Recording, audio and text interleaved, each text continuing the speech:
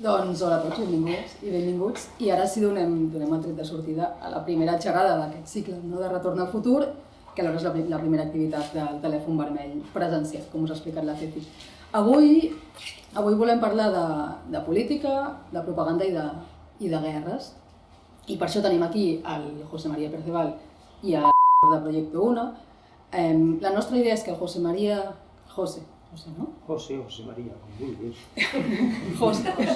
Que el José ens doni la visió històrica. El José remuntarà a principis del segle XX, fins i tot finals del XIX. De fet, aquí hem de fer una confessió. Nosaltres en el títol vam posar Goebbels perquè és més mediàtic, però en realitat volem començar a parlar de la propaganda política una mica abans, és a dir, que ha estat una qüestió de pura propaganda. Sí, ha estat un tema propaganda. Després, això, José ens parlarà de l'origen de la propaganda política. Segurament comença molt abans, no? Podríem parlar de propaganda política o de manipulació de masses a l'Imperi Romà, a l'època dels egipcis, però probablement en aquest moment és quan comença a ser una acció deliberada per part dels estats.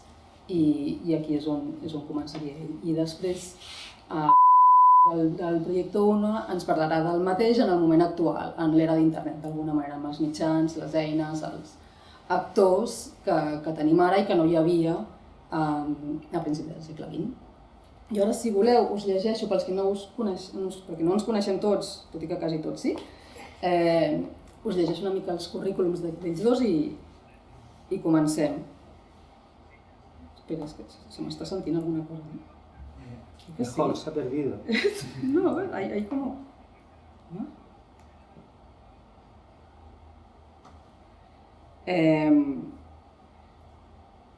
Vale, doncs José María Perceval, el José, ell és historiador de la comunicació, de fet aquí teníem apuntat, és professor agregat, ara sé que ja no és professor agregat, que és professor jubilat. Recién jubilat. Felicitats. Del Departament de Periodisme de la Facultat de Ciències de Comunicació de l'Autònoma.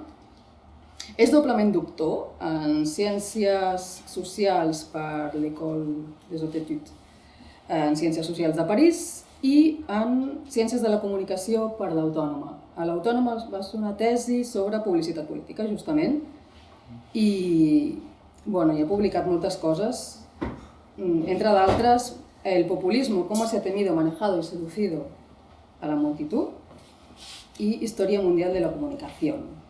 Proyecto 1 es descriuen a si mateixos com a col·lectivitat millennial que té com a missió desemmascarar les noves formes de feixisme que s'amaguen sota simbologia aparentment ofensiva, així com reconèixer i donar valor a les aliances feministes forjades a l'escalf dels píxels. Des del que és popular i comunitari, investiguen sobre les guerres culturals de poder en els mitjans, internet i la realitat analògica. Estan disposades a riure ben fort des de la barricada perquè els hi va la vida. De fet, això ho hem copiat del CCCB. És possible. Sí, us han posat, sí, no ho hem escrit nosaltres. Han publicat un assaig que es deia Leia, Rihanna y Trump, de cómo el feminismo ha transformado la cultura pop y de cómo el machismo reacciona con terror, i ara estan preparant un altre assaig, que de fet tenia un Berkami obert fins ahir. Va acabar ahir el Berkami amb un èxit bastant gran. No, cap llàstima. No, cap llàstima, bueno, aquí hi havia com veixet. Pel proper, efectivament. Exacte. El llibre es dirà La viralitat del mal, qui ha trencat internet, qui se'n beneficia i com l'arreglarem. I després formen part també d'una cosa que em sembla que és molt nova, que es diu Pantube, que és un col·lectiu d'ajuda mútua que combat l'hegemonia mediàtica i els discursos de l'odi. Això és molt interessant, jo us recomano que, de fet al web del telèfon vermell tenim el link, i allà, això ho explicaràs tu potser, no? Sí, bàsicament Pantube és un grup de suport mutu i d'organització que han fet diverses creadores de contingut a la xarxa i que portem ja un temps per en sortir de la llum fa més d'un mes i ara per intentar financiar els encontres de desdigitalització que hem vingut fet, perquè una cosa que passa a la xarxa molt és que, clar, no ens veiem físicament i el físic és important. Una cosa que hem fet per intentar financiar-nos una miqueta ha sigut fer un fanzine petitonet que està allí, que venen per 5 euros i està, superbonic. És un fanzine pòster i que també surt en el marc d'una macrocol·laboració que s'ha fet en diferents plataformes per diferents creadors, on es parla precisament de poder i de neutralitat a l'hora de comunicar-se online. Doncs seria això. Comencem, la nostra idea és que comencem, el José ens dona la visió històrica, després la Projecte 1 ens dona la visió contemporània i després hi haurà com una tercera part de la xerrada on portaríem el mateix tema a l'actualitat de la massacre de Gaza i en com s'estan utilitzant allà les eines de propaganda política. Així que, lo tuyo. Comienzo yo, ¿no?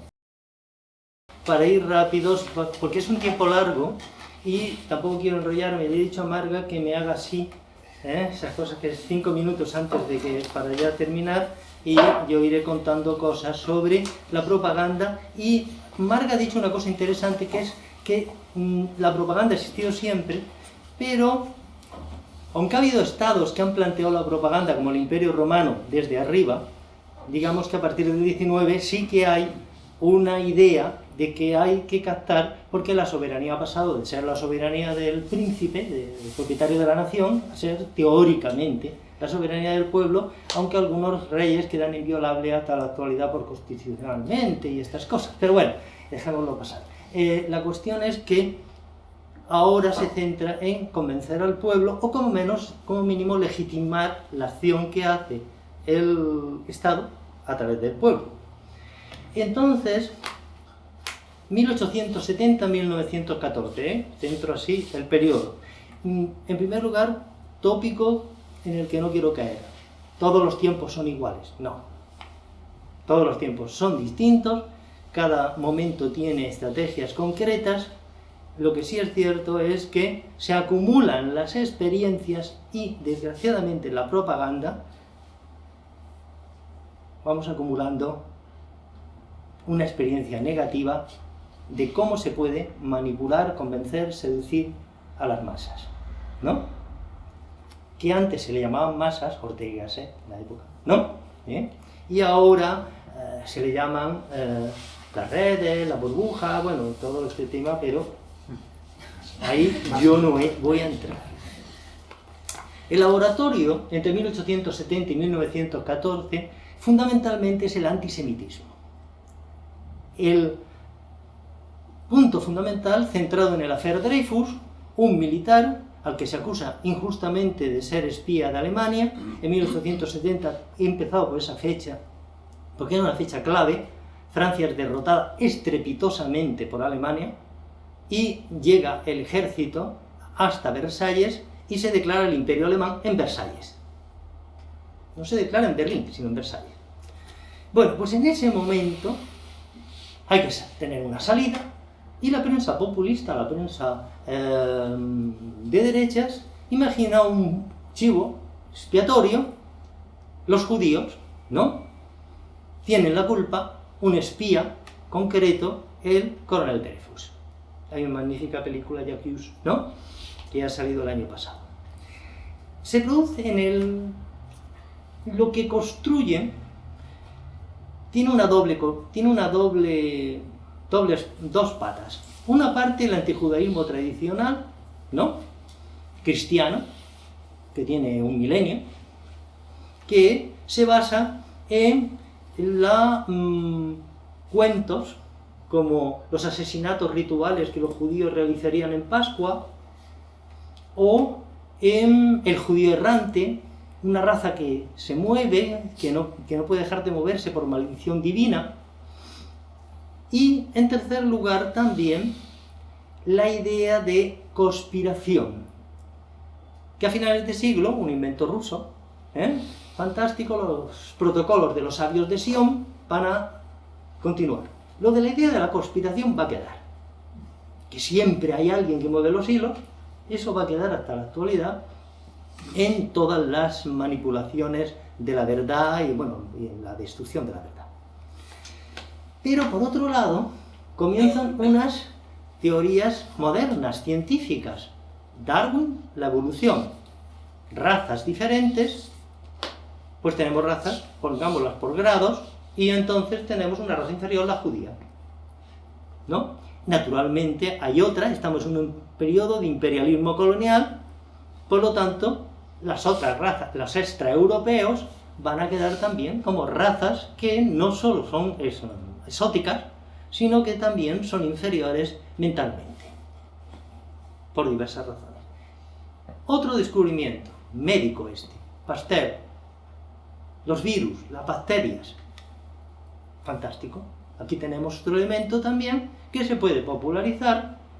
Los judíos no solo conspiran, no solo son una raza inferior, sino que contaminan. Contaminan, porque se mezclan, ¿no? Y por lo tanto hacen que la raza aria baje de nivel por la mezcla con estas personas que naturalmente son inferiores en capacidades intelectuales, excepto para conspirar. Bueno, así que tenemos ya un conjunto interesante, pero aparte ha comenzado una nueva etapa, los Estados-nación. Aquí tenéis un cuadro magnífico, precioso, que aparentemente inocente, una escuela, ¿no? El título es terrible, La Mancha Negra, la Tache Noire. El maestro, en una escuela que si nos fijamos un poco, la vemos un poco militarizada, lo que está señalando es lo que se ha perdido en 1870, Alsacia y Lorena en manos de Alemania, es la Tache Noire, y todos los niños están viendo ese mapa en donde siempre hubo una mancha negra, diciendo que eso se tendría que recuperar algún día, pues ante la violencia, evidentemente, ¿no? Así que tenemos una construcción nacional, también al mismo tiempo, que es imperial, porque es colonial. Por lo tanto, Francia también tiene, evidentemente, una construcción en donde desplaza este asunto de Darwin sobre las distintas razas que están gobernando en todo el planeta. Así que ya tenemos una propaganda doble que justifica las intervenciones coloniales, que está preparando 1914, el cual todos lo conocen, pero como no ponemos 1870, nos pensamos que hay un origen previo, ideológico, muy claro. 1914 estalla la guerra. Graciosamente, en 1912 son las manifestaciones pacifistas más grandes que ha visto la humanidad hasta ese momento, luego habrá más, ¿no?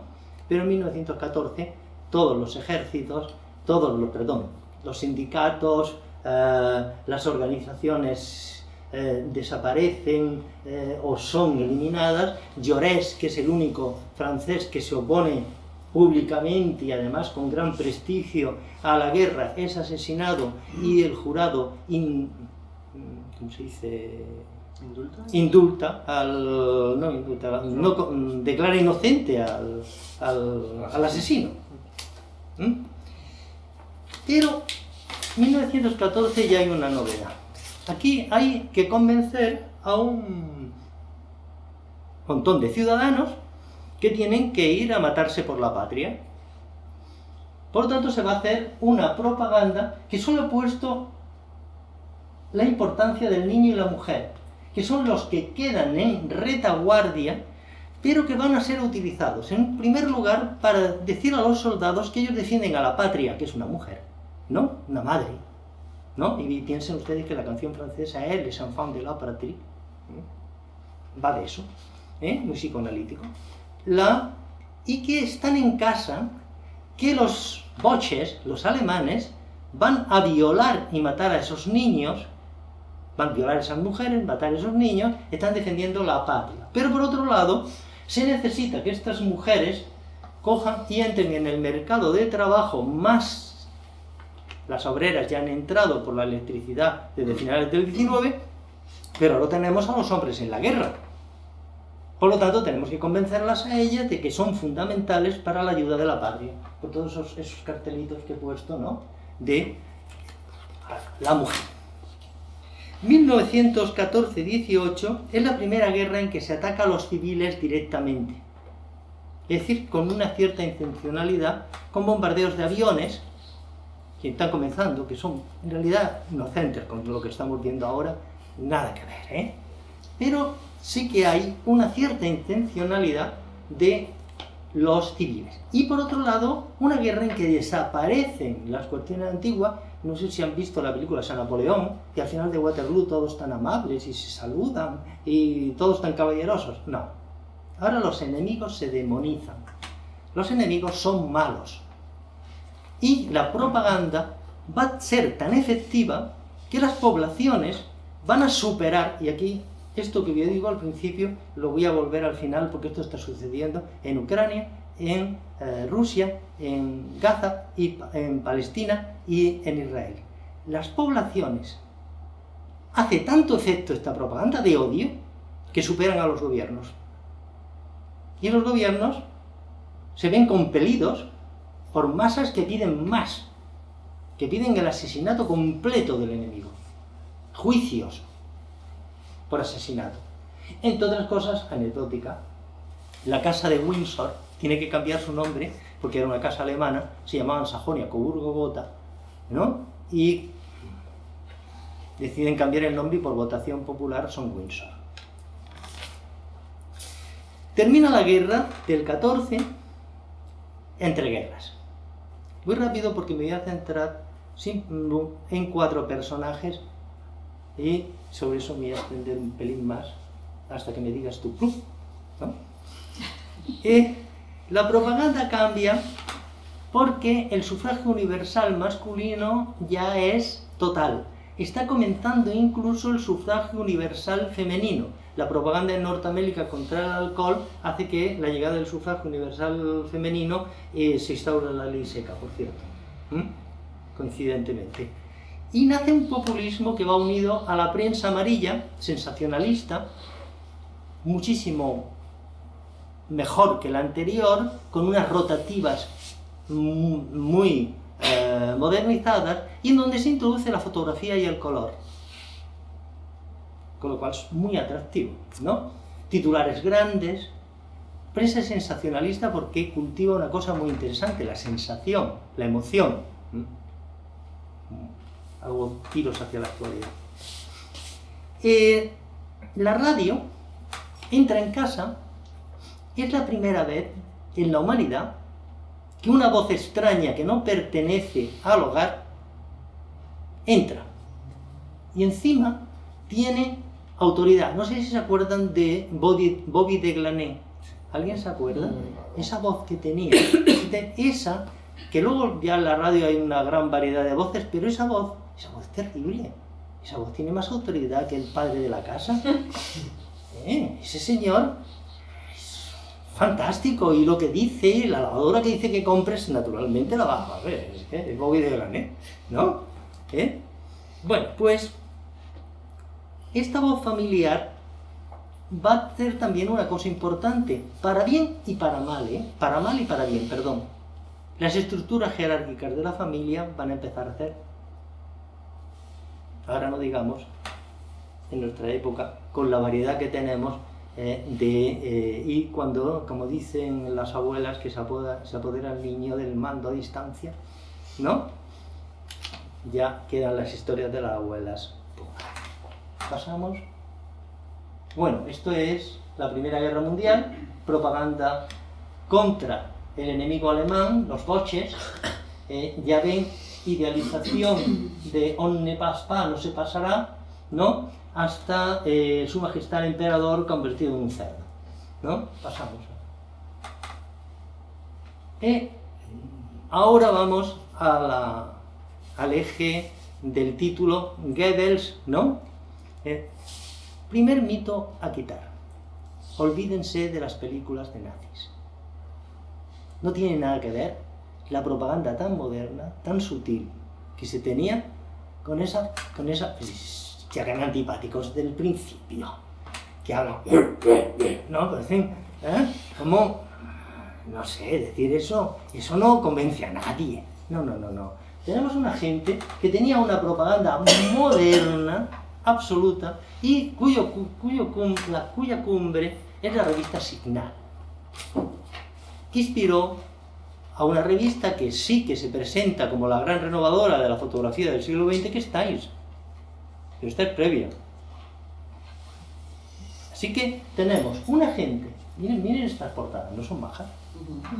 No me digan que no son atractivas. Es decir, no estamos vendiendo el asesinato de los judíos. Eso, Goebbels, ahora empiezo con Goebbels, no. Goebbels no lo pone en primera fila. La radio alemana no hablaba de esa historia. Lateralmente, de pronto, un acontecimiento policial, una historia determinada, inspiraba esto. Y prensa popular hablaba de el viejo judío que había traído una niña engañándola a la tienda y que la había violado en la parte de atrás, ¿no? Pero la prensa oficial no hablaba de esto. La prensa oficial lo que hablaba era de un pueblo pacífico, ¿eh? Fíjense. Piensen que se ha puesto ahora, con la inteligencia artificial, magnífico, estas cosas, se ha puesto en los discursos de Hitler, la palabra que más pronunciaba Hitler era paz. Somos un pueblo pacífico, somos una familia germánica que quiere ser feliz, que quiere disfrutar de la cultura, pero hay enemigos que están contra esa paz. ¿Den la vuelta? Pues vamos a ver.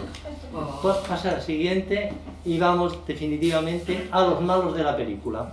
Hemos hablado de Goebbels, del cual se dice que una mentira repetida 1000 veces se convierte en una verdad, es lo más conocido, pero creo que he contado que era más sutil su tratamiento de la publicidad.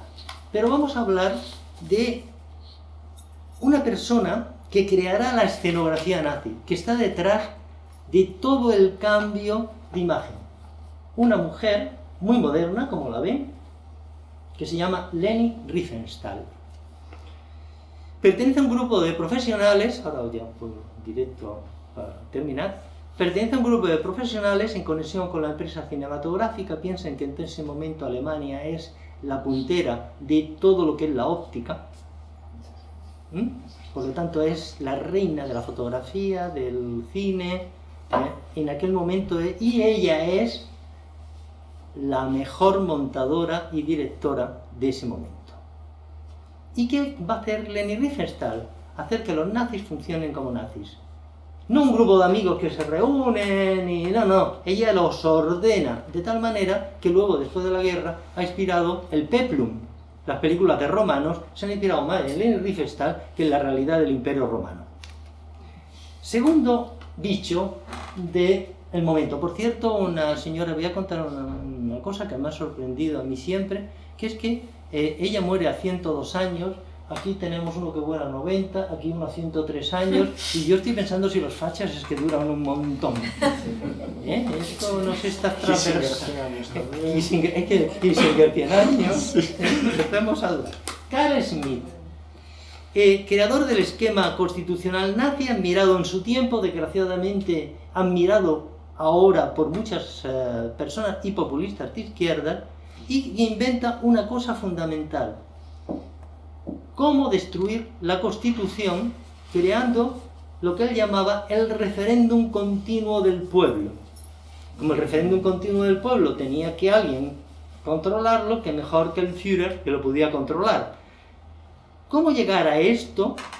Mediante un estado de excepción permanente. ¿Cómo lograr el estado de excepción permanente? Porque hay tantos peligros que los derechos deben ser eliminados, debido a que hay terroristas, hay atentados continuos que justifican la acción policial y finalmente la eliminación del Parlamento. Ese es el invento de Carl Schmitt. Edward Bernays, el último de los malos, sobrino de Freud. Y ahora nos vamos porque quería terminar diciendo, es que el problema de la manipulación de la verdad, evidentemente, si nos quedamos en Alemania, pues se acabó la guerra, perdieron, se acabó, ¿no? El problema es que las democracias estaban planteándose estos mismos temas, pero desde el punto de vista del comercio. Bernays sobrino de Freud, trabaja en Estados Unidos, facilita con el presidente Wilson, trabaja en el alistamiento de soldados y trabaja para la industria cárnica, introdujo el bacon. ¿Saben ustedes que piensan que el bacon es lo más americano del mundo? Nada, lo trajo Bernays en sus anuncios. ¿Saben el reloj de pulsera? Pues que antes era precioso, ¿no? En bolsillo, con un hilito. Lo introduce Bernays. La masculinidad en la compra del automóvil para que el varón compre automóviles. Y que la mujer se introduzca en el mundo del tabaco. Contratemos a actrices que fumen, sobre todo si fuman después de hacer el amor en una película que todavía no se veía, pero sí, la gente ya sabía que cuando salían los dos fumando es que habían tenido un polvo, ¿no? Y, bueno, Bernays hace, entre otras cosas, termina con una cosa bastante grave, que es, su idea era muy clara, que los comportamientos del consumo se basan, una cosa muy freudiana de su tío, se basan en pulsiones irracionales del subconsciente. Lo que hay que trabajar es sobre el subconsciente, las pulsiones irracionales, entonces lograremos que consuman. Nada de decir que un producto es bueno, o que es el electrodoméstico que funciona muy bien. No. Trabajemos sobre el inconsciente. Y, como le dijeron, pues cárgate al presidente de Guatemala, porque resulta que a una bananera no le interesaba, a lo Native Fruit en My English Beautiful, ¿no? Pues trabajó y lo derrocó. Conclusión. Las ideas estrellas de estos 4 personajes han triunfado.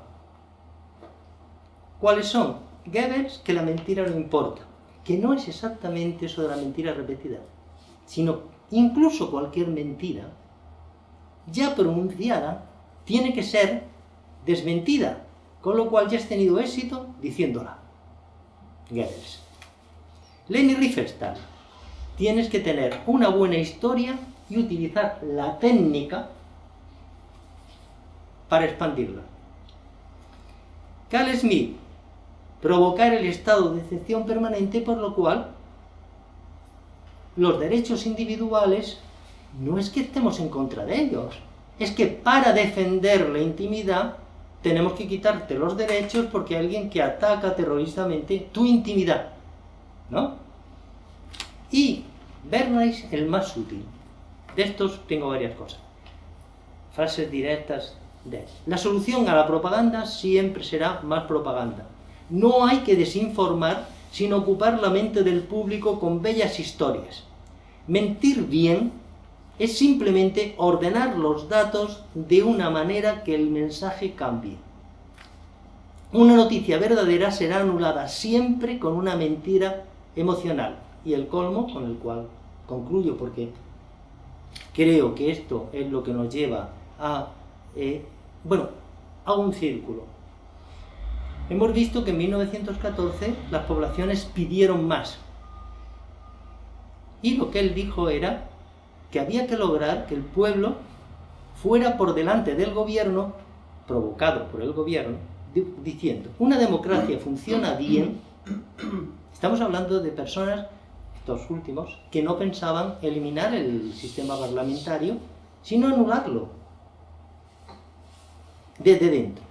Cuando el pueblo, impulsado por la propaganda, exige al gobierno lo que éste pensaba hacer, pero no se atrevía por motivos jurídicos, morales, y ahora lo hace cumpliendo el mandato popular.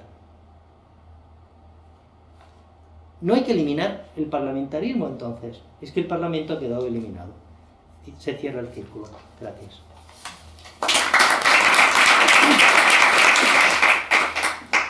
Fem el salt a l'actualitat Sí, vinga, va. i aquí tenim Proyecto 1. Vale, bueno, pues yo soy miembro de Proyecto Una. Proyecto Una somos un colectivo que sobre todo lo que hacemos es investigar cómo se construyen las comunidades en Internet y cómo se envían los mensajes, ¿no? Entre muchas otras cosas. Esto nos lleva a cosas muy bonitas porque un concepto que quiero que tenga todo el mundo y que salgamos de aquí. Si solo podemos salir con una cosa, salgamos con esta, y es que Internet es el mundo real. No es Internet y el mundo real, no. Internet es una expresión del mundo real, igual que hay diferentes contextos en los que nos movemos y tenemos diferentes máscaras, diferentes comportamientos, diferentes etiquetas, etc. Internet es uno de ellos. Por lo tanto, cuando hablamos de Internet, muchas veces se buscan soluciones tecnológicas y no puedes buscar soluciones tecnológicas a problemas que son sociales. Internet es social también, es tecnológico pero es social. Toda la tecnología es social, toda la tecnología es poder también. Entonces, cosas bonitas que pasan en Internet es ver cómo muchas comunidades buscan otra forma de existir. A veces incluso la única forma que tienen de existir. Nosotros en Proyecto 1, por ejemplo, somos entusiastas de cosas como el selfie, una cosa que está ultra demonizada y que defendemos que gracias a una tecnología como es la cámara frontal ha permitido que muchísimos cuerpos y sexualidades disidentes se hayan podido autorrepresentar y decir, yo existo, ¿quién es como yo? Reunámonos y existamos y decidimos qué tipo de existencia queremos llevar a cabo. Esto es una cosa preciosa. En Internet, durante casi todo el tiempo, tenemos la oportunidad de reinventarnos. Cada vez menos porque las corporaciones que ahora están monopolizando Internet no les interesa esto. Pero este sueño ciberutópico de Internet, que hay que tomarlo con muchísimas pinzas y hay que criticarlo muchísimo, bueno, pues tiene cosas que son útiles. Entonces, estas comunidades de Internet, hay cosas muy bonitas y otras cosas que no son tan bonitas, porque también se reúnen comunidades alrededor de el rencor, el odio, la mentira, los bulos, las fake news, etcétera, etcétera, etcétera. Entonces, pues investigamos estas cosas, estos son nuestros proyectos, nuestros productos, el libro que escribimos, el libro que estamos escribiendo y una participación que hicimos en un libro colectivo que se llama Memeceno. Y voy a hablar sobre todo de memes, de hecho, porque creo que es el elemento de propaganda más útil, no solo de propaganda, sino de comunicación con todo lo que ello conlleva, pero obviamente gran parte de la comunicación puede convertirse en propaganda si tiene una idea política detrás que no siempre se vende como política, que para esto los memes son muy útiles. Entonces, si puedes pasar, vamos a explicar una cosa que a nosotros nos encanta porque una cosa que se hace mucho en Internet es robar contenido, robar cosas, pillar cosas y sacarlas de contexto, que en realidad, bueno, a nosotros nos encanta, desde Proyecto 1 también somos muy defensoras de situacionismo, de todas estas técnicas del punk que se han venido usando desde hace décadas. Y esto básicamente es un concepto del marketing, que realmente yo como persona no puedo estar más alejado del marketing, no tengo ni idea de marketing, pero sí que hemos decidido, vamos a pillar este concepto y vamos a utilizarlo para hablar de la propaganda de Internet. En realidad no funciona exactamente como funciona en el marketing, pero yo creo que puede servir como metáfora para entender cómo viajan los mensajes y cómo se cuela la propaganda, ¿vale? Entonces, el embudo de la radicalización. Vamos a pensar que la gran parte de la población, las masas, que se diría antes, están en un espacio de exposición a mensajes, un espacio general en el que está todo el mundo y hay pues ciertos valores comunes, como que pues tienes que salir con ropa a la calle, que el agua cae del cielo en forma de lluvia, ¿no? Que la democracia mola o no mola, dependiendo de dónde estés, pero hay como consensos comunes que existen y luego pues puede haber una sensación de las cosas pueden estar más o mejor. Por norma general, la gente piensa que las cosas bien no están, o al menos podrían estar mejor. Esto es como un consenso en el que, a menos que seas, no sé, aquí marqués, normalmente pues siempre piensas que las cosas podrían mejorar, ¿no? Entonces, tú estás expuesto a narrativas que pueden ser más o menos críticas, ¿no? Pero hay esta situación de, digamos, de apoliticismo, en plan de, más allá de cómo funciona la política o cómo funcionan las ideologías, hay cosas que no acaban de funcionar. Hay gente que se está muriendo de hambre, hay violencia, hay injusticias, en esto estamos de acuerdo. A partir de aquí, ¿no? Esto aquí operaría en lo que son los canales generalistas, ¿no? Las dos primeras partes de este mundo. La segunda parte será el cuestionamiento de la situación. Y aquí hay un concepto muy importante, estamos hablando de Internet, ¿vale? Internet es el mundo real, pero tiene unas reglas, igual que todos los espacios del mundo real tienen unas reglas. Shitposting. ¿Cuántas conocen la palabra shitposting? ¿Cuántos las han oído? ¿No las han oído? Vale. Shitposting literalmente significa postear mierda, o sea, subir contenido de mierda. Sabemos que cómo funciona Internet a día de hoy, sobre todo dentro de las plataformas monopolísticas, A las plataformas monopolísticas lo que les gusta es que haya muchísimo contenido constante, muchísimas publicaciones. ¿Por qué? Porque su modelo de negocio se basa en extraer datos, ¿no? En extraer macrodatos, es decir, aquí hay tantos clics, aquí hay tantas comparticiones de este elemento, de esta foto, de este tal, de esta canción, pues yo esto puedo medir, aparte de aquí pues puedo hacer estudios conductuales, más o menos magufos. A partir de aquí no nos vamos a entrar tampoco. Pero, ¿qué pasa? Que como le gusta mucho a las grandes plataformas que haya contenido, la gente en general nos entregamos a enviar muchísimos mensajes, ¿no? Pero pensemos en todo, o sea, ¿cuántos mensajes de voz enviamos? ¿Cuántos emojis enviamos? Las historias de Instagram, publicaciones de todo tipo, lo podemos compartir ad infinitum. De hecho, ahora se está empezando a regular un poco, no sé si os acordáis, hace unos años WhatsApp, tú podías reenviar un mensaje a todos tus contactos de una, ahora ya no se puede hacer eso.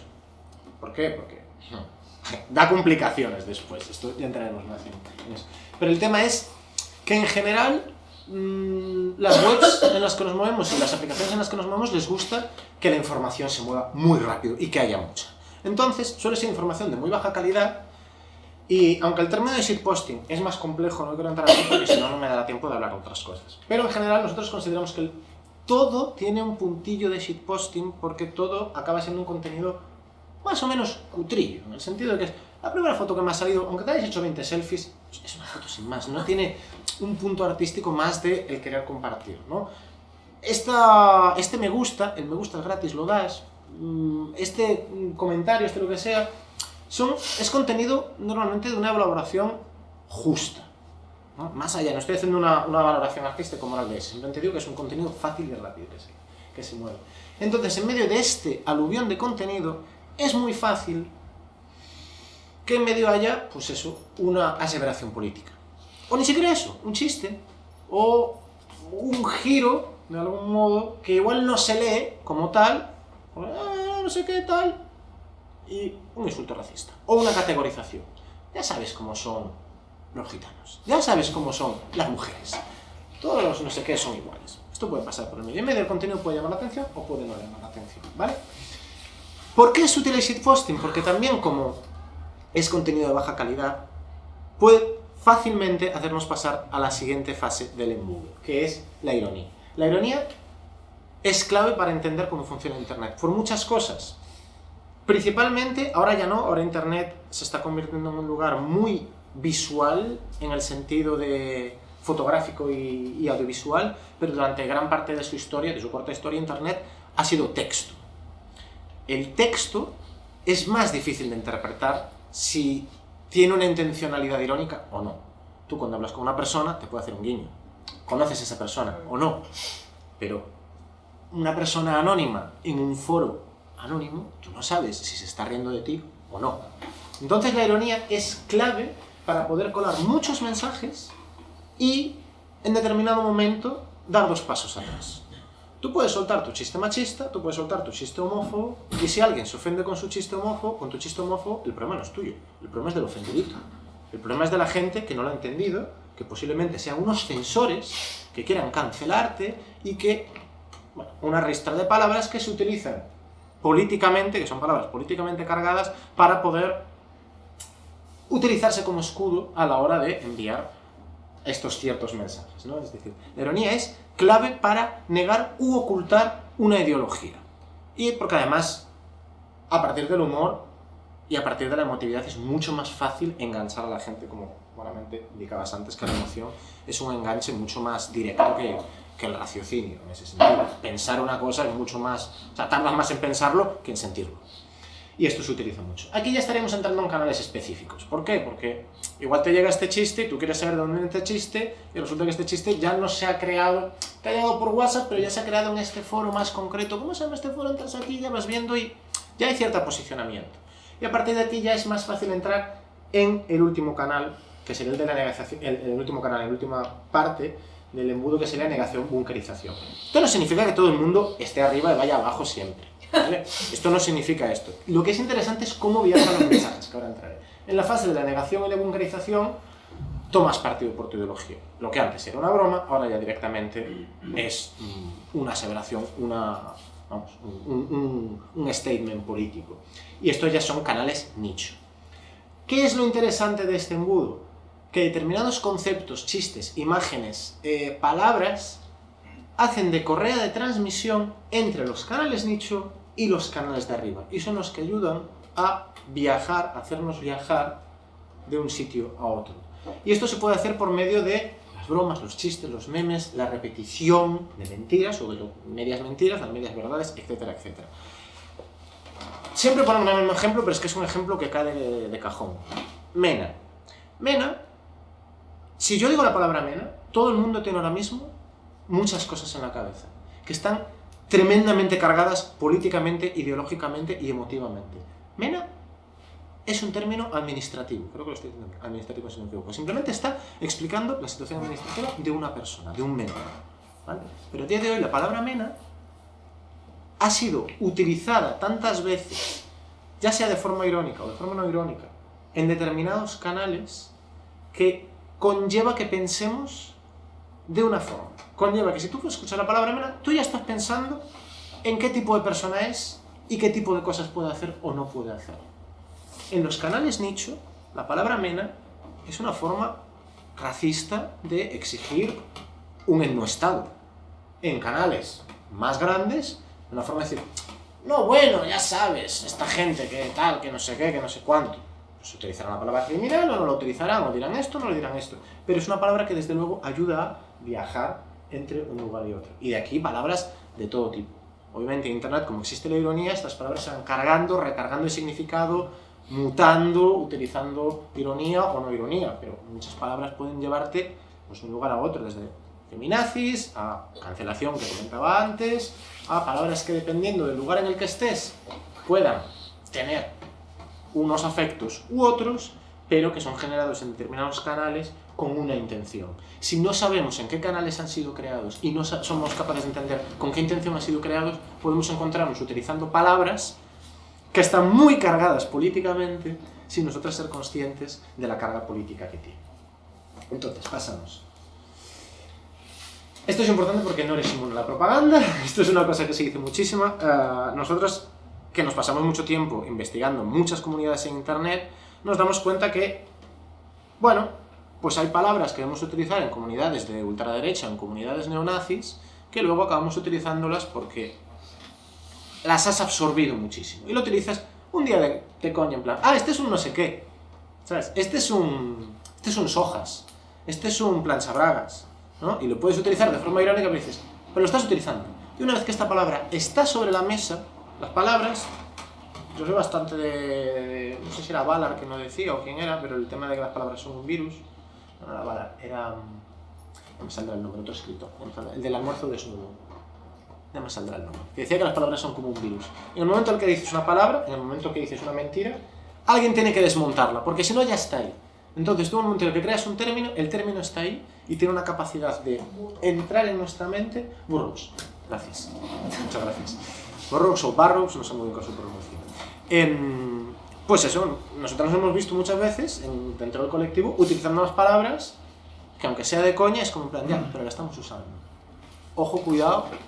Obviamente no es que los chistes vayan a volver a nadie de ultraderecha o de ultraizquierda, porque se puede utilizar en los dos bandos, obviamente, y se usa, que la gente también le da como...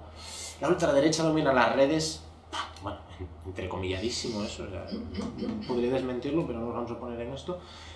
Pero lo importante es saber que no es tanto que una palabra, un concepto, un meme te radicalice, sino que sirva de correa de transmisión para que tú entres en contacto con determinados mundos que sí te ofrecen una explicación del mundo ideologizada, ¿vale? Entonces, pasamos. No sé si me estoy explicando bien, estoy yendo un poco rápido. Una cosa que es súper importante es que lo que dice este meme, un meme hablando de memes, ¿no? El potencial del meme como máquina de guerra depende de su camuflaje.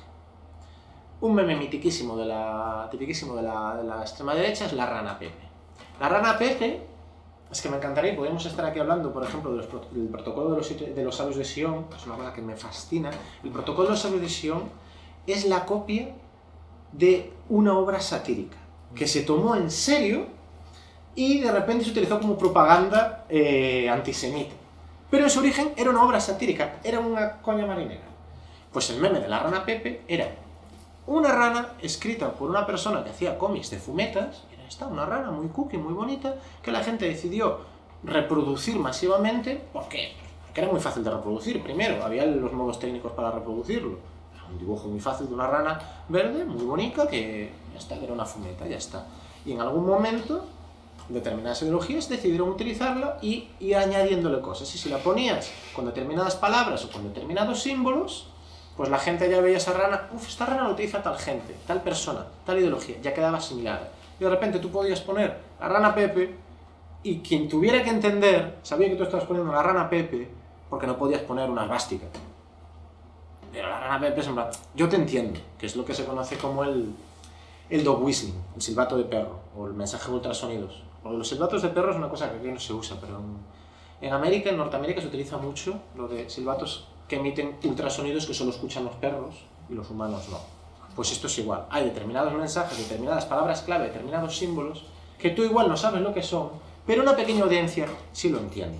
Y esto puede ser de todo, o sea, quiero decir, desde 1312, que significa acá, All Cops Are Bastards, a 88, HH, Heil Hitler. Mensajes cifrados, que se utiliza de siempre. Esto se puede utilizar también con imágenes y con mensajes. Y se usa. Y se usa y los compartimos y no somos conscientes porque hay tantísima producción que tú le das y a veces cuela y a veces no cuela. Y es eso, no es que los memes radicalicen. Por favor, siguiente diapositiva. No estaba aquí, vaya. No es que los memes te radicalicen como tal, sino que sirvan de correa de transmisión para que te lleven a determinados espacios donde te lo explican. Entonces, esto es un poco el resumen de lo que venía diciendo. La ironía, la apropiación de símbolos. Esta que vemos aquí, de hecho, es la rana Pepe. No sé si la habéis visto alguna vez. Ahora ya está más vista que Dios. Pero no, en ese momento pues, fue una forma de pues, poner la ranita y nadie sabía qué significaba la dichosa ranita. Y ahora la ves a los de Vox utilizándolo y es como, bueno, ya ves 5 años más tarde. Pero sí, es una forma de poner la ranita al lado de cosas de Trump, de cosas de no sé qué, de anticomunismo, de X. Y es curioso cómo se copian y cómo se reapropian los símbolos, porque esto es un meme que utilizan los trumpistas y luego utilizó Vox aquí. Y aquí también es súper curioso porque en este meme que Vox utilizó, fijaros en el fantasmita que hay ahí. ¿Lo veis? Este es Geisper. Esto fue una cosa que los de Vox pusieron en plan de nosotros luchamos contra los enemigos de España, que son todos estos, este batiburrillo de cosas que no tienen ningún tipo de coherencia ni concierto, y entre medio pues, pusieron el fantasma gay porque les dan miedo los gays, imagino. Los gays dan miedo, claro. Y lo divertido fue que al día siguiente Chueca estaba llena de gente con vendiendo camisetas y chapas de Geisper porque es súper cookie. Entonces es súper curioso como a veces incluso enviando un mensaje se puede reapropiar de nuevo. Por eso la propaganda de internet a veces es tan complicada, porque tiene tantísimos giros y tantísimas reapropiaciones que a veces es como, ¿qué me están queriendo decir? Por eso lo que vengo a decir es, no es que mirar muchas veces un meme te vuelva radical de una cosa, sino que puede hacer que tragues determinados mensajes y determinada ideología sin que tú seas consciente de ello. Por eso, conceptos como la afectividad, o sea, todo esto funciona desde la emoción, no desde lo racional. Aunque haya gente pensando en cómo hacerlo funcionar detrás, lo que importa es el punch que pega. El troleo, ¿no? El ser un troll, ocupar el espacio, intoxicar los debates. Aquí también entraría pues, todo el tema de bulos, de fake news. Tú cuando envías un bulo, esto no me acuerdo que no decía, que el problema de los bulos es que la energía que necesitan para desmentir el bulo siempre es mayor que la energía con la que costó enviar el bulo. Y esto es un tremendo problema, porque esto exponencialmente significa que es imposible desmentir todas las fake news que hay.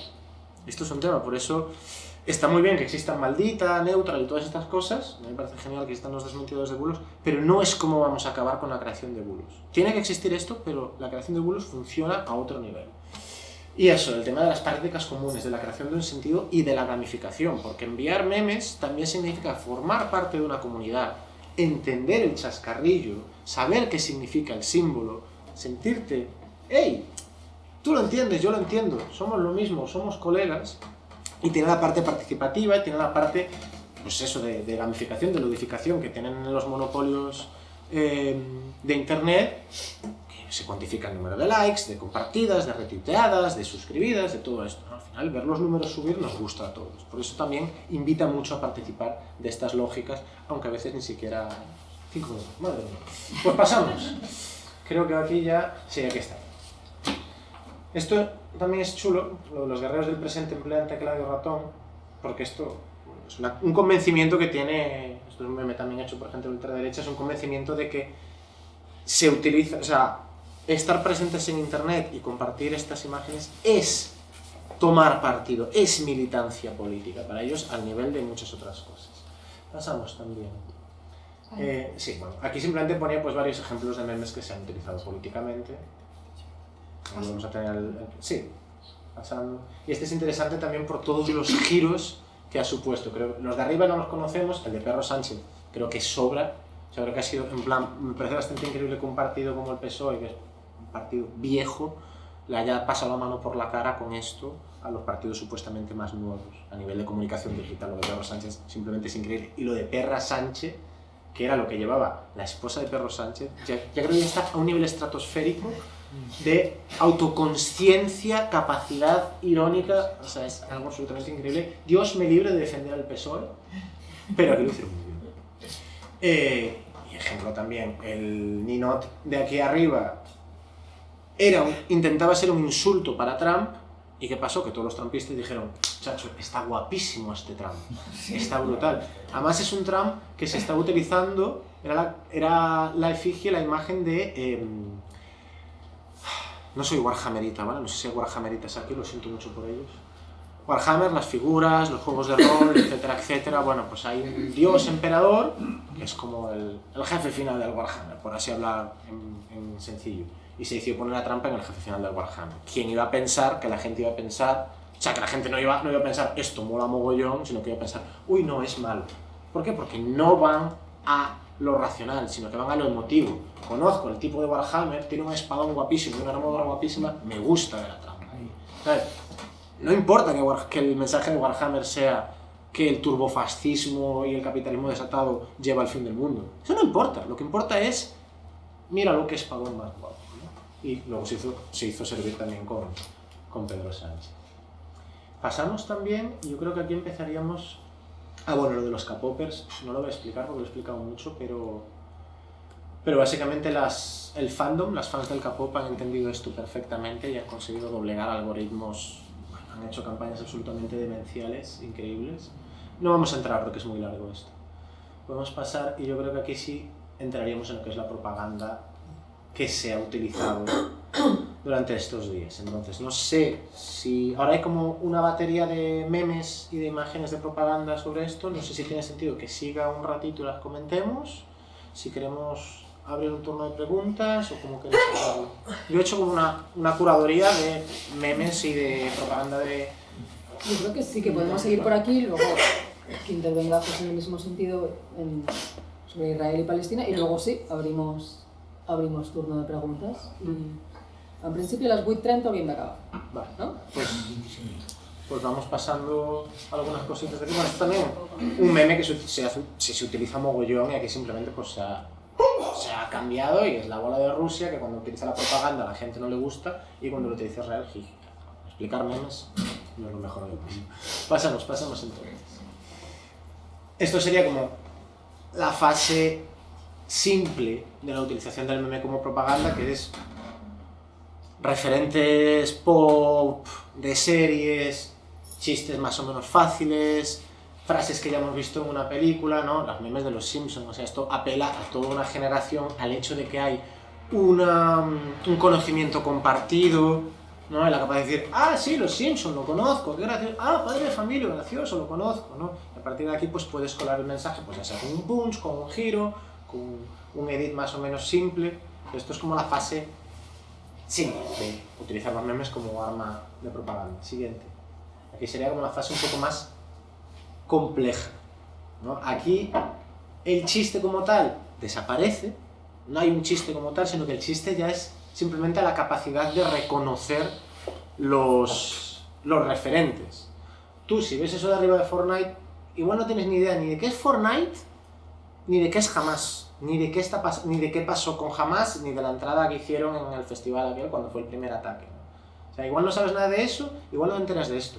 Igual te enteras porque sabes que Hamas entraron con el paracaídas, pero no sabes qué es Fortnite. Igual sabes qué es Fortnite y no tienes ni idea de qué es lo otro. No sé cuánta de esta información manejáis, si sabéis qué es Fortnite, si sabéis cuál fue el ataque de Hamas o qué fue. Pero lo interesante de este meme es que funciona en diferentes niveles. Y ni siquiera tienes que saber todos para que a ti te envíen esto y sea como, vale, información que me llega, cómo funciona, cómo no funciona.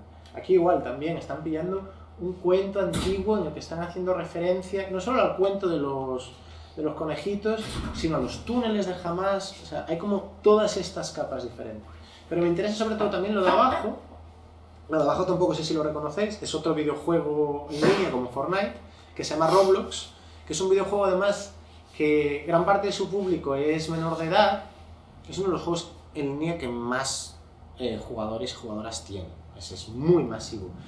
Y básicamente se hizo una manifestación por parte de los jugadores a favor de Palestina, porque muchos de ellos eran menores y decían, no podemos manifestarnos en Palestina, pues vamos a manifestarnos en el videojuego. ¿Cuántas de las personas que estaban en ese videojuego era la chavalada que juega asiduamente a Roblox? ¿O cuánto fueron activistas que decidieron hacer esto? Es difícil saberlo. Y aquí está el poder del meme como máquina de guerra camuflada. Nunca sabrás si la gente que estuvo en esta manifestación eran gente anónima, eran militantes, era gente que se unió porque le gustaba Roblox, era gente que se unió porque están contra el sionismo, era gente... Es imposible descifrar todo esto. Y más allá, lo que importa es que queda esta imagen, que si no tienes el contexto es casi indescifrable, pero puede seguir rulando. La noticia, la imagen, puede seguir rulando y puede seguir compartiéndose. Este es el poder del meme como máquina de guerra camuflada. Y bueno, aquí es que claro, esto es que me ha complicado un poco también. Esto, no sé si habéis visto la foto de arriba. La foto de arriba está editada, ¿vale? Fue una foto que puso Greta Thunberg, creo que Greta Thunberg más o menos la conocemos todas. Y no era lo que ponían en sus carteles, obviamente. O sea, no he puesto el original porque da igual, bueno, el original ponía otras cosas, de support Gaza, apoya Gaza, XX, pero lo que me parece interesante es el edit que se le hizo allí, que es súper pocho. O sea, obviamente ella no dijo esto. Muy poca gente caerá en el engaño de este bulo de mirad a Greta Thunberg que está diciendo muerto a los judíos. Poca gente caerá. Pero lo que importa es ya el enganche, el utilizar la referencia. Pero lo que es todavía más divertido de aquí fue, si os fijáis, Greta Thunberg tiene este peluche que hace un par de años fue como súper famoso y lo tenía todo el mundo, lo vendía en todas partes, en todos los bazares. Y hubo una persona que decidió, de una forma absolutamente demencial, que era una representación del pulpo azul, que era un símbolo que se utilizaba contra los judíos en el siglo XIX-XX. No sé si a ti te sonará, es cierto que he visto carteles del siglo XIX de un pulpo que... Sí, no, los tentáculos que dominaban el mundo. Claro. Obviamente, no es un dog whistling antisionista, no es un mensaje cifrado antisionista ni antisemita que está utilizando Greta. Lo más probable es que no, 99% que no. Pero da igual, lo que importa es la capacidad de reapropiarte de eso, la capacidad de ironizar sobre eso, la capacidad de darle la vuelta a ese mensaje y volverlo más viral. ¿Qué pasó? Que obviamente era tan demencial esta interpretación que otra gente le dijo, sí, no, es que estamos a favor del pulpo. O sea, ya como diciéndole, si tú lo que estás diciendo es estúpido, yo voy a decir una cosa todavía más estúpida para que sea imposible no quitarle, ¿sabes? No, que no te llame la atención. Recordemos que la atención en Internet es la divisa. En Internet el dinero es la atención. Lo que importa es la atención, la capacidad que tienes de retener la atención. Y aquí ya lo vemos como ya se traslada al mundo real en el que la gente en las manifestaciones iba con el pulpo ya cachondeándose de lo que había pasado. Bueno, creo que es un ejemplo como bastante... Siguiente, por favor. Y aquí otra cosa que me pareció absolutamente delirante y absolutamente desquiciada es que se creó una web que se llamaba Hamas.com, que en la web tú entrabas y lo que había eran imágenes de asesinatos múltiples, imágenes tremendamente gore. He intentado evitar imágenes bestias en todas estas que hay aquí, igual algunas ha colado, lo siento. Bueno, Hamas.com, que es en plan... Si lo piensas es un poco absurdo que Hamas que es un grupo considerado terrorista internacionalmente, que están, bueno, que están como están. No sé si les interesa tener un web que se llama jamás.com donde dicen, sí, nos encanta asesinar bebés, ¿no? Es una cosa que cae por su propio peso.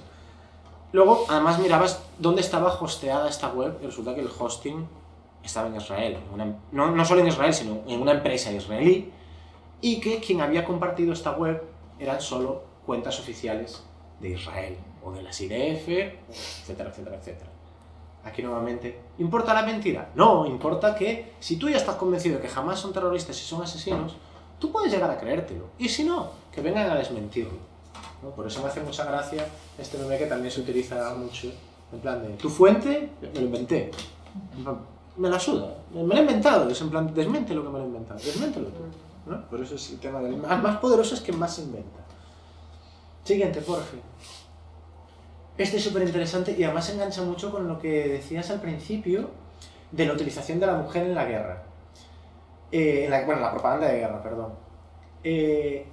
No sé si alguien ha visto los TikToks que utiliza de reclutamiento Israel y el nivel de cosificación al que llega con las mujeres del ejército de Israel. Aquí tenemos un ejemplo, pero esto es como un carrete que no se acaba nunca de mujeres que yo pues, no pondré en cuestión que sean soldados, pero podrían perfectamente no serlo, podrían ser modelos y ya está. Pero lo que importa es cómo utilizan la mujer para decir en plan de, en nuestro ejército están las tías buenas, ven a nuestro ejército porque está rodeado de pibitas, es lo que están diciendo esencialmente, y obviamente nuestro ejército de mujeres porque en el ejército de Hamás no, porque Hamás son, pues eso, más bárbaros que nosotros, más misóginos que nosotros. Nosotros no, nosotros tenemos estas mujeres. Que luego estemos utilizándolas para cosificarlas como propaganda de guerra, eso es otra cosa, ¿no? Es súper curioso como la doble misoginia que hay aquí. Y puse este cartel de hace tiempo de la guerra de Rhodesia, que no entraremos en la guerra de Rhodesia, porque ahí también la utilización de la propaganda en Rhodesia fue increíble, pero básicamente un estado colonial derivado de Gran Bretaña, que tuvo un merder muy grande en los años 70, si no me equivoco, pero bueno, duró décadas. Y como en la guerra de Rhodesia también se utilizaba el tema de las mujeres, ¿por qué? Porque en los 70 estaba en auge el feminismo. Es decir, es una instrumentalización absoluta del movimiento como el feminista para hacerse pasar por nosotros somos los que defendemos las mujeres, aquí las mujeres están bien y además mira qué potentes están. Siguiente. Hay más, sí, pedidme de parar porque si no. Esta es la vuelta de esto, que creo que es interesante.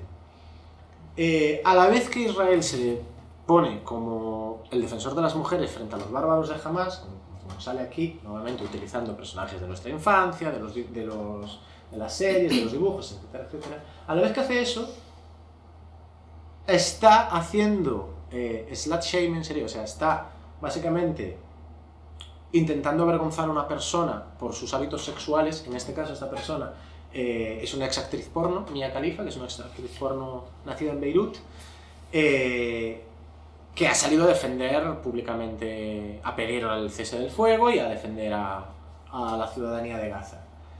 ¿Y qué hicieron ellos? Pues compararla con Gal Gadot, que es israelí y es abiertamente sionista, ¿no? Y es en plan de, nuestras mujeres, sus mujeres, en plan, nuestras mujeres son vírgenes y puras, sus mujeres son unas zorras.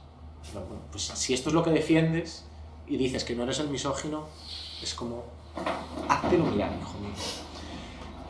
Lo divertido de todo esto, aparte de toda esta bestialidad, es que bueno, aquí básicamente, o sea, esta imagen es absolutamente violenta, es que literalmente están haciendo una broma con que un montón de ejércitos, de soldados del ejército de Israel van a violar a esta mujer. Porque se lo merece, porque es poca mujer, ¿no? O sea, es absolutamente bestial esto. Y otra cosa que es interesante también con Mia Khalifa es que es ex actriz porno que lleva mucho tiempo pidiendo que se retire contenido suyo que hay en la web, porque quiere dar un paso adelante y ha criticado bastante la industria del porno y ha hablado pues, bastante duramente de ella y ha pedido muchas veces que se retire contenido que ella hizo porque no está de acuerdo con las condiciones bajo las que se hizo. Y siempre se ha desoído eso, porque siempre es como en internet, es muy difícil controlar el contenido, la gente postea, repostea, lo vuelve a poner, esto no se puede hacer. ¿Qué pasó inmediatamente después de que ella saliera a defender el alto el fuego? Que retiraron un montón de su contenido automáticamente, el contenido por el cual todavía estaba cobrando, como por ejemplo la revista Playboy. que es súper curioso, por ejemplo, sí podíais hacerlo, simplemente no queríais hacerlo. O sea, la voluntad de esta mujer era mucho menos importante que su posición política. Pasamos al siguiente, porque también se engancha aquí, y es que Israel obviamente no solo se pone como el defensor de las mujeres frente a la barbarie que ellos dicen que es Hamas, sino que además obviamente tiene el tema de los derechos LGTB, ¿no? Que Tel Aviv siempre es como paraíso LGTB, luego resulta que el matrimonio de gente del mismo género no es legal, cosa que es como, igual no es tan paraíso LGTB, pero bueno.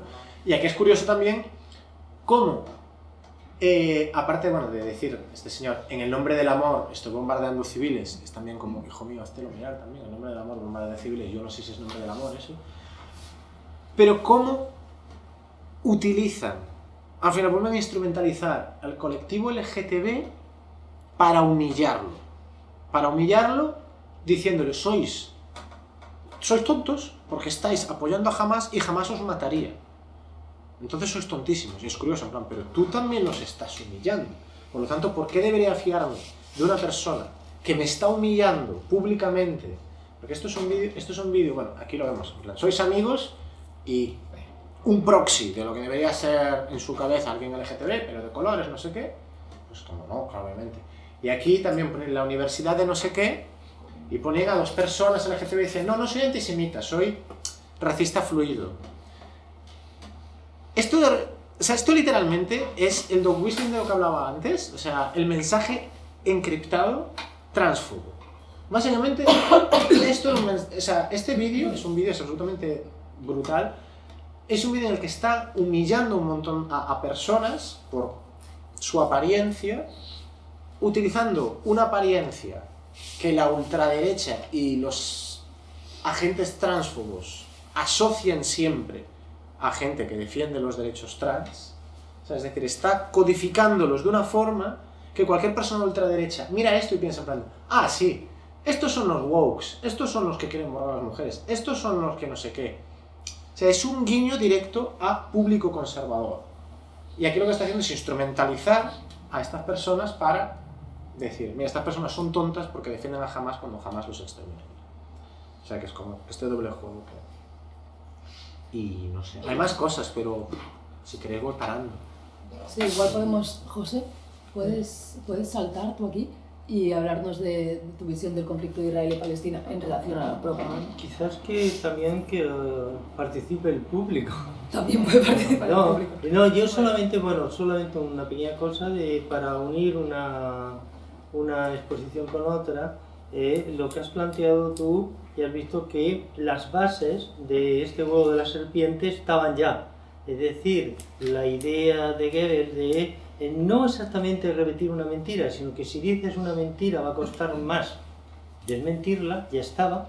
La idea de Bernays de la emoción es lo que hay que implementar y no hacer mensajes racionales. Todo esto está lleno de emociones, aquí no hay ningún mensaje ordenado de cifras ni de datos.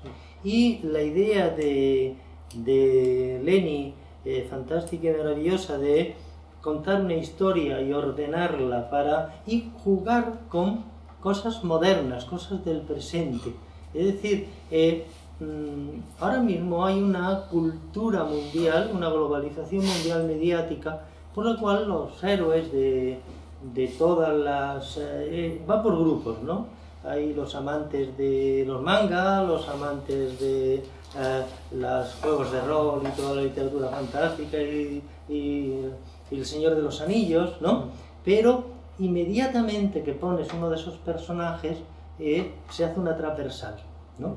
Entonces, quiero decir que todo esto estaba ya. Pero aquí es una cosa interesante y es lo que sí me ha encantado de lo que has dicho, que es que los elementos pueden ser cambiables. El Pedro Sánchez ha sido un caso particular, tienes razón, en una estructura funcionarial de un partido ha sido un caso raro, pero mira, ha tenido éxito. Y aquí en Barcelona, ante el ataque a Sudacas, un grupo que arreglaba pisos que estaba formado por argentinos, se puso Sudacas Unidos, ¿no? Apropiarse del nombre es muy interesante, es una de las formas de atacar razonablemente en este mundo emocional, y ahí sí que tiene una cierta razón Bernays, de que la única forma de atacar la propaganda es con propaganda, ¿no? Es así, ¿no? Y también la cuestión de que el humor tiene dos caras, pero yo defiendo mucho el humor, ¿eh? Ah, no, sí, por supuesto. Porque, por supuesto. Aquí nadie está contra el humor. No. Quiero decir que es un cuchillo, ¿no? Extraño, que tiene dos filos y que, por lo tanto, lo que hay que trabajar, aunque en el momento actual es muy complicado, para mí sería muy complicado hacer un chiste sobre lo que está ocurriendo, porque es una catástrofe y punto, ¿no? En donde, y aquí termino, los elementos fundamentales sí que se exponen.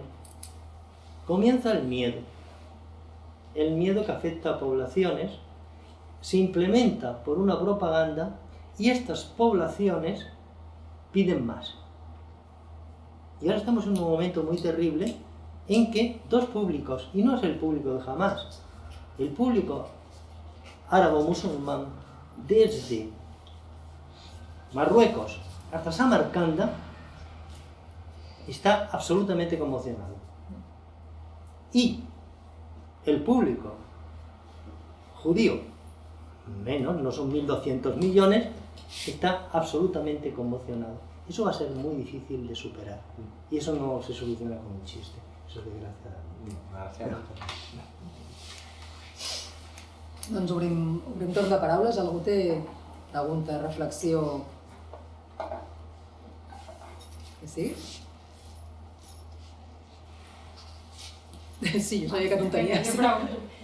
No, jo volia saber que el vincle que tot això pugui tenir, ja sigui en l'entorn actual d'internet o en principis del segle XX, amb Big Tech i grans grups mediàtics. És a dir, quin paper han jugat, no? A part del que es pugui jugar, diguem, des dels estats o des dels interessos polítics, de grups polítics, etc. Aquestes, no? Les empreses mediàtiques o comunicatives en tot això. Passa un parell de... L'anterior aquesta, és que és perfecta, és perfecta. ¿Cuánta gente conoce el DSA? El DSA es una ley europea que se acaba de aprobar, se aprobó en agosto creo que es, y ahora mismo, o sea, se aprobó en gran parte porque todo lo que pasó con la propaganda en Ucrania fue muy bestia, y lo que pasó fue que se puso en manos privadas el gestionar pues la propaganda y la información de un conflicto. Y se hicieron cosas, bueno, pues que hubo plataformas privadas que decidieron empezar a poner tags a gente que estaba afiliada a Rusia. Y era una forma también de decir, esta gente miente, ¿no? Subrepticiamente.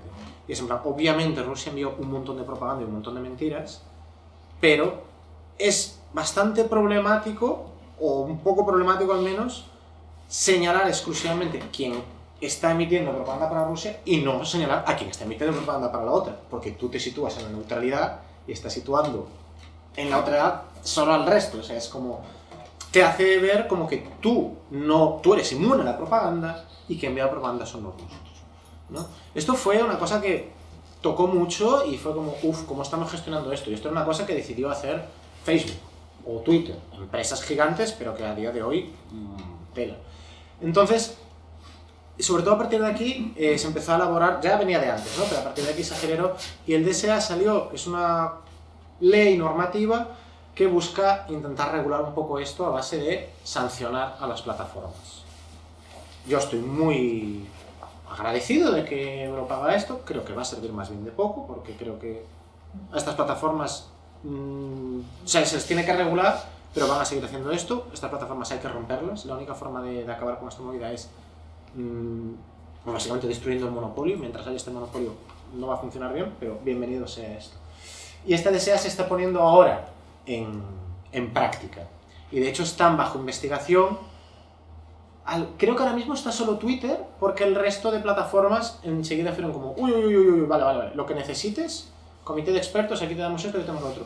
Twitter se ha negado, y de hecho una de las últimas pataletas del señor Elon Musk es que iba a sacar Twitter de Europa porque se negaba a que lo revisaran, que es en plan, sí, hijo mío, suerte, ojalá, ¿sabes? En plan, hazlo, ¿quieres sacar Twitter de Europa?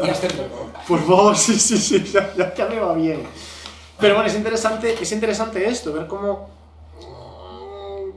bueno, que hay unas multinacionales que están funcionando siempre por encima de los estados con este tema de Internet es libre y la información quiere ser libre. La información no quiere ser libre, la información no tiene voluntad. Esta es una de las peores frases que se han hecho nunca por parte de los tecnotópicos. La información quiere ser libre, la información no quiere nada, no es un ser sintiente, no tiene nada. Y claro, siempre se ha ido con la libertad de Internet, que es importante la libertad de Internet, pero cuando la libertad está en manos de megacorporaciones, pues ya hemos perdido cualquier batalla, y la libertad de expresión ya no tiene sentido como concepto, porque no es un bien ciudadano, es un bien privado. Y aquí también es interesante el hecho de que colapsaran los teléfonos Internet, que aquí también viene la parte bonita. Ojo, cuidado, que Israel se centrara tanto en dejar a Gaza sin Internet, también quiere decir que es muy importante la comunicación online y que para muchas personas, si no tuvieran la capacidad de comunicarse online, pues es que nos estarían enseñando muchas de las aberraciones que están pasando allí. Con todas las mentiras que puedan salir y todos los problemas que pueda dar, que un estado como Israel decidiera, una de las primeras cosas que tenemos que hacer es dejar Gaza sin Internet, ya debería decirnos bastante acerca del poder que tiene la comunicación online.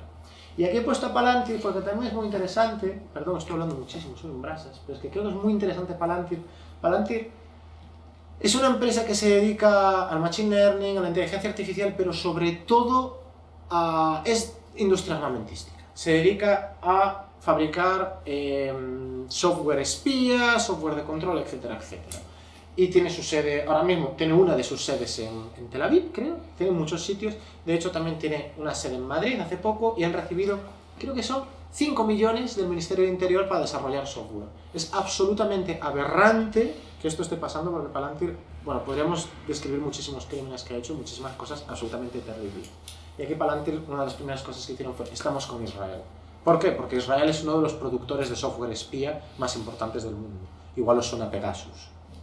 Pues eso, pues que importa también dentro de la propaganda al final, ¿no? Esto del el poder blando, que se da muchas veces, el poder blando y el poder duro. Sí, en ese sentido, una de las cosas que quizás nos alejamos un poco de la mentira para tratar un tema que se está realizando en esta guerra, y que esta guerra es experimental. Se están experimentando armas, se están experimentando determinadas luchas en lo que se llama guerra simétrica. Y por lo tanto está siendo muy bien analizada y muy bien seguida por todos los expertos militares del mundo. Todas las academias militares están viendo esto como un motivo más, ¿no?, de estudio, ¿no? Pero la cuestión es que en determinadas ferias militares, de estos militares, en determinadas ferias de armamento, saben ustedes que lo dicen todo claramente. Y el otro día lo decía Alejandro Pozo en la Unipau, y se dice en determinadas cosas que se venden, se dice, esto ha sido experimentado. Es decir, no hemos disparado contra un muñequito de estos que ponen.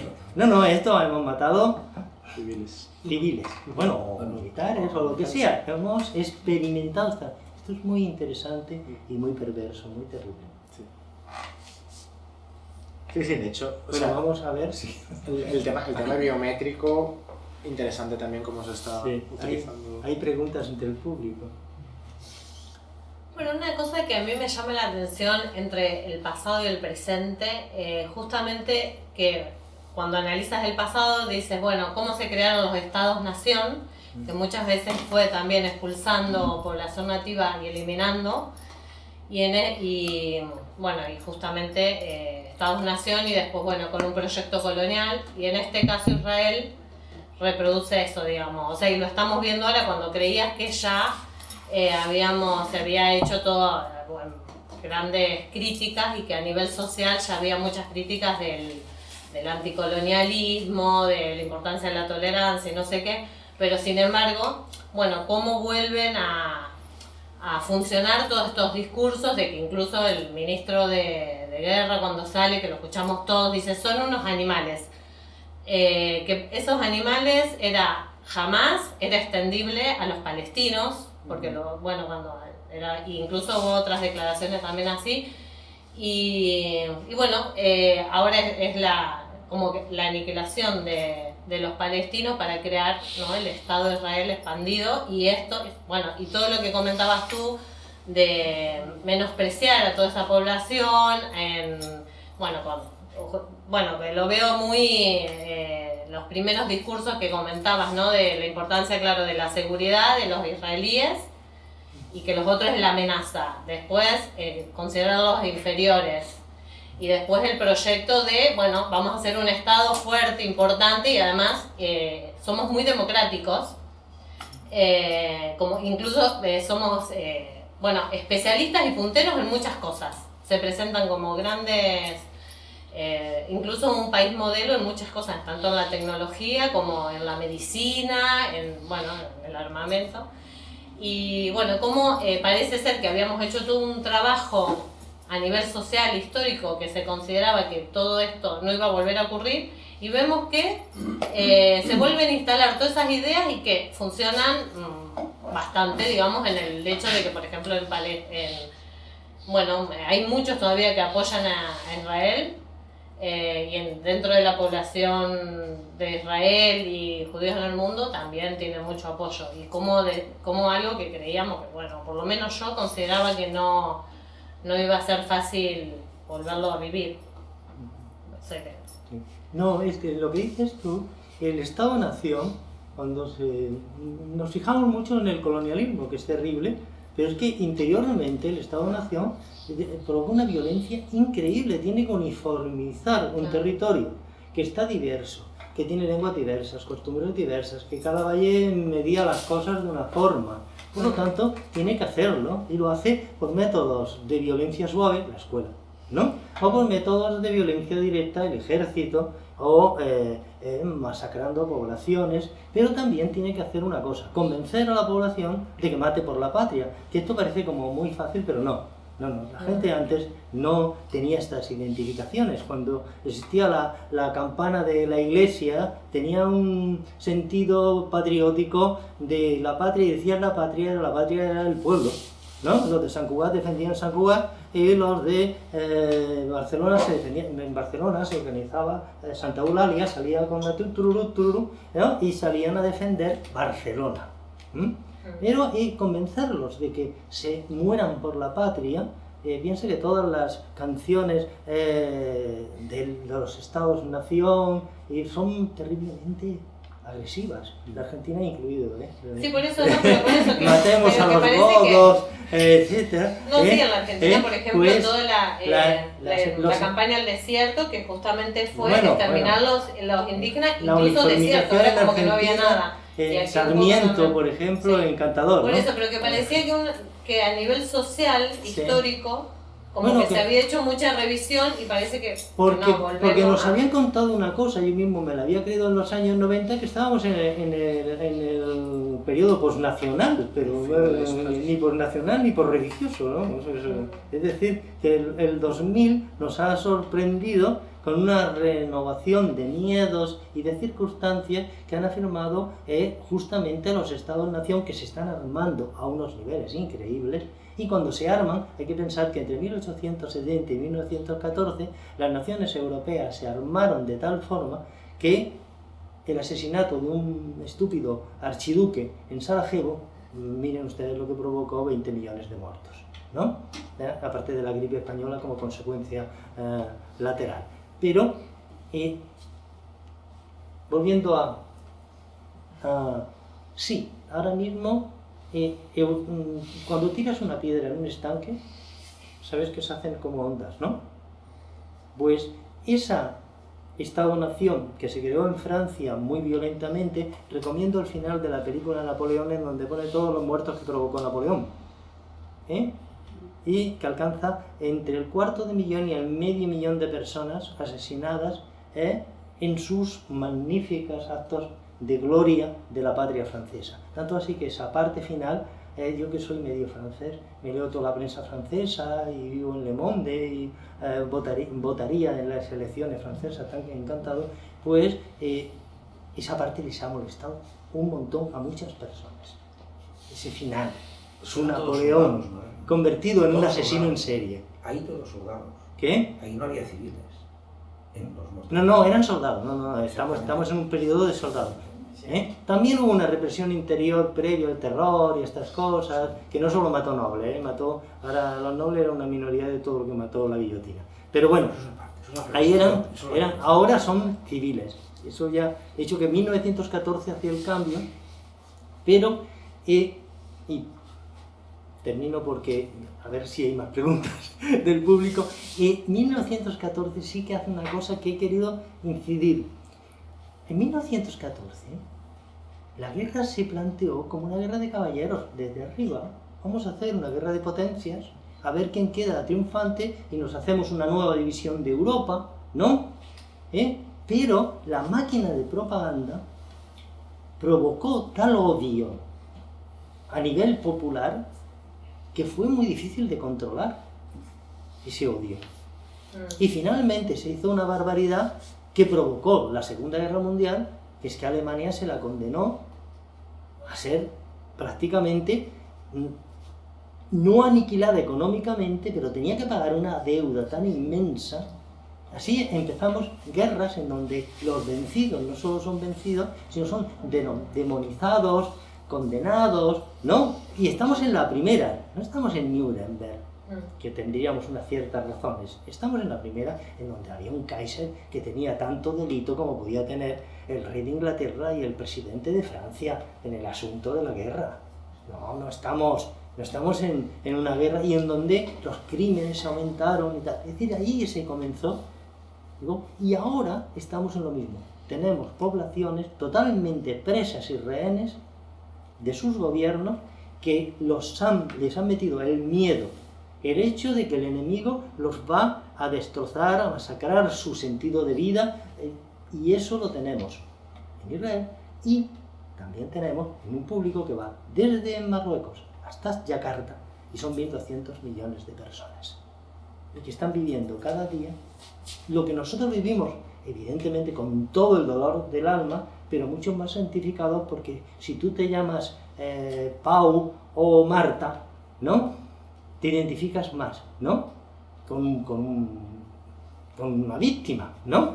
Y si se llama Yasmina o se llama Muhammad, ¿no?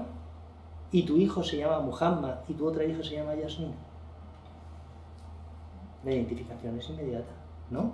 Así que es un mecanismo perverso del que no sé cómo vamos a salir. ¿Puedo? Una acotación. Cuando dices que la propaganda es la que ha hecho que los pueblos, decimos, se odien, vale, pero la propaganda no vas a mentir. Es decir, cuando has tenido una guerra en la que el ejército ha violado a todas las mujeres del pueblo B que ha encontrado y viceversa, es lógico. Y no es, quiero decir, es propaganda porque eso se aumentará seguidamente.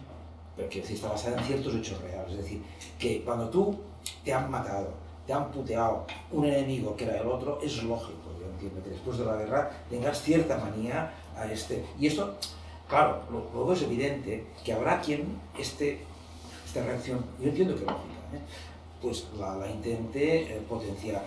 Pero evidentemente esto no parte de una mentira, parte de unos hechos de guerra horribles. Por ejemplo, lo de Hamas se hizo y lo de Israel se está haciendo. Esto no contribuye a que la gente se hagan amigos. No contribuye, pero en las guerras antiguas se terminaba la guerra y había un casamiento entre las dos casas reales que se habían enfrentado.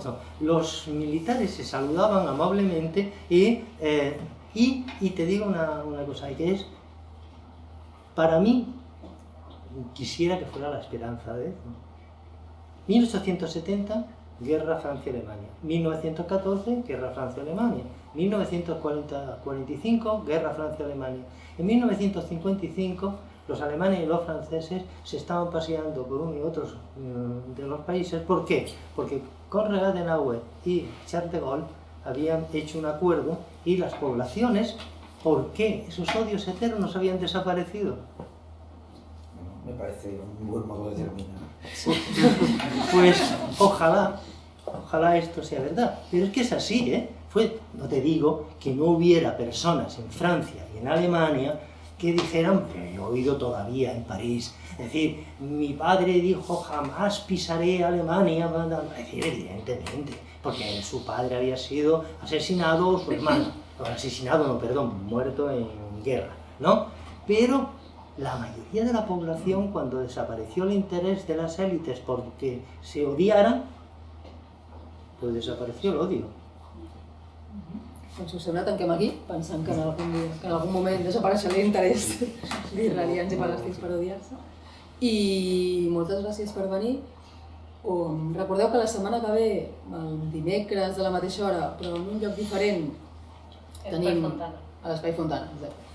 Hi ha l'altra sessió de Retorn al futur sobre integrisme catòlic, no me'n recordo del títol però el llegiré, Sardà Salvant i Hazte Oír, l'integrisme catòlic del segle XIX a la trama ultradigital.